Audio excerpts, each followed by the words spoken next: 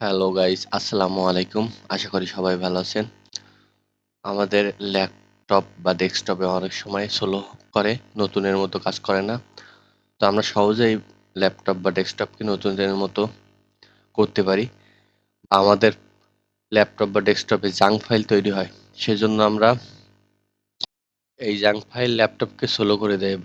এজন্য আমরা কিবোর্ড থেকে উইন্ডোজ আর ক্লিক করার পরে টাইপ করব পার্সেন্ট টিইএমপি পার্সেন্ট। ওই যে চলে আসে পার্সেন্ট টিএমপি পার্সেন্ট, তারপর ওকে করব। ওকে করার পরে আমাদের একটা এরকম ইন্টারফেস করবে। এগুলো সব কিছু জাঙ্ক ফাইল। এগুলোর কারণে কম্পিউটার বা ডেস্কটপ স্লো হয়ে থাকে। তো এগুলো আমরা কি করব, কিবোর্ড থেকে কন্ট্রোল প্লাস এ দিয়ে অল সিলেক্ট করে ডিলিট করব। তারপরে অনেক সময় আমাদের এই ট্রাই এগেইন বা স্কিপ অপশন আছে, এগুলো আমরা টিক মার্ক দিয়ে স্কিপ বা ট্রাই এগেইন করে দেব। স্কিপ বা ট্রাই এগেইন করে দেব। দেওয়ার পরে আমাদের ফাইলগুলো ডিলিট হয়ে যাবে। এখানে প্রায় ৩,৪১২টি ফাইল আছে। এই কারণে আমাদের ল্যাপটপ বা ডেস্কটপ স্লো হয়ে থাকে।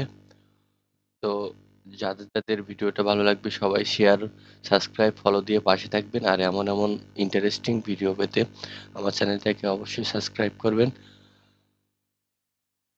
সবাইকে ধন্যবাদ। আশা করি ভিডিওটি ভালো লাগবে।